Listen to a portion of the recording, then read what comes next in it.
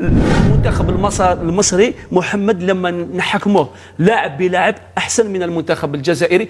في فيديو النهاردة هنشوف وجهة نظر الإعلام الجزائري في المنتخب المصري، وفي الجزء الثاني من الفيديو هنتكلم عن التشكيل الأمثل للمنتخب المصري للفوز باللقب. مصر عزيمة، إصرار، تاريخ كبير، محمل ب7 كؤوس. هل يستطيع محمد صلاح الذي حقق تقريبا كل شيء مع نادي ليفربول وفشل في الفوز بكأس أفريقيا مع مصر أن يهدي للمصريين هذه المرة الكأس؟ صراحة أعتبر المنتخب المصري أقوى المرشحين هذه السنة، عنده فريق قوي جدا، وصل للنهائي في الطبعة الفارطة، ضيع الكأس في ركلات الجزاء، وبعدها ضيع أيضا تأهل إلى كأس العالم عن طريق ركلات الترجيح أيضا. هذا الموسم مع قدوم المدرب البرتغالي روي فيتوريا يعني أعطى نفس آخر للمنتخب المصري مقارنة بالمدرب البرتغالي الآخر السابق الذي لم ينجح كثيرا مع المنتخب المصري. هذه السنة مصر صراحة قوية، عندها خط دفاع قوي، خط وسط قوي، وخط هجوم قوي جدا أيضا. عندهم يعني الخبرة اللازمة قبل هذه المنافسة. حسب رأيي مصر هي المرشح الأول بالنسبة لي. نعم، قلناها سابقا، المنتخب المصري يملك جيلا أحسن من الجيل السابق الذي شارك في الدورة الماضية التي وصل فيها إلى النهائي. الآن يملك مهاجمين من العيار الثقيل، لديه مزيج من خريجي الكرة المصرية أو اللاعبين المحليين المكونين في النادي الأهلي والزمالك وبعض الأندية المصرية، وجيل من اللاعبين الناشطين في أقوى الدوريات الأوروبية. هناك اللاعبون الناشطون في الدوري الألماني، في الدوري الإنجليزي، في الدوري الفرنسي، وكلهم متألقين. هذا هو مربط الفرس. كل اللاعبين المحترفين المصريين متألقون. شوف أمين، جميع يتحدث، حتى روي فيتوريا المدرب شاهدناه أمام المنتخب الوطني الجزائري، طريقته في التعامل مع النقص العددي منذ الدقيقة 27 وطريقته في إدارة المباراة بعد ذلك وشجاعته الكبيرة في المبادرة نحو الهجوم رغم الطرد.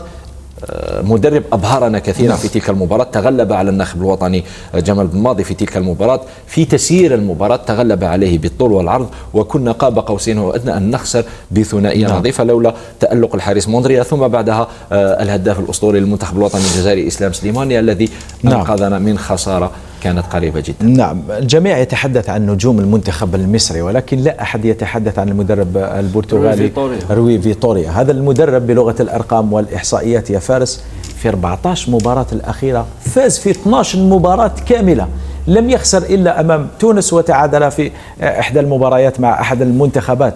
12 انتصار من أصل، وتعادل مع الجزائر. شكرا جزيلا للتذكير، كيف نسيت هذا التعادل.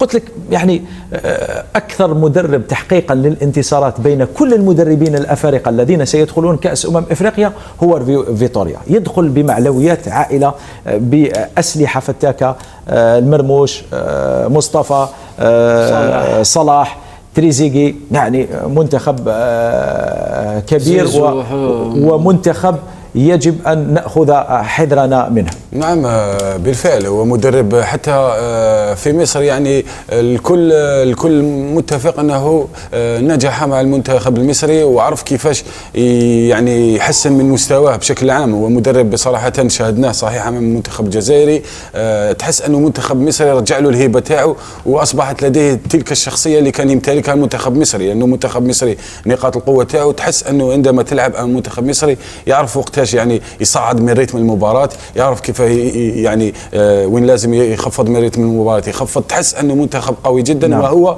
ما شاهدناه مع هذا المدرب. ثلاثي الهجوم الفتاك في المنتخب المصري، محمد صلاح مساهم في 15 هدف في فترة روي فيتوريا، يعني في 14 مباراة محمد صلاح مساهم في 15 هدف. محمود تريزيجي مساهم في 9 أهداف، ومصطفى محمد مساهم في 7 أهداف كاملة.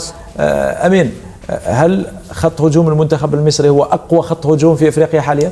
وزي ما شفنا كلامهم الرائع عن المنتخب المصري وترشيح المنتخب المصري للفوز باللقب، وبما ان المنتخب المصري هو بعبع القارة الافريقية وسيظل المرشح الاول في كل بطولة، وخاصة بعد الحالة الرائعة اللي بيمر بيها الاهلي المصري،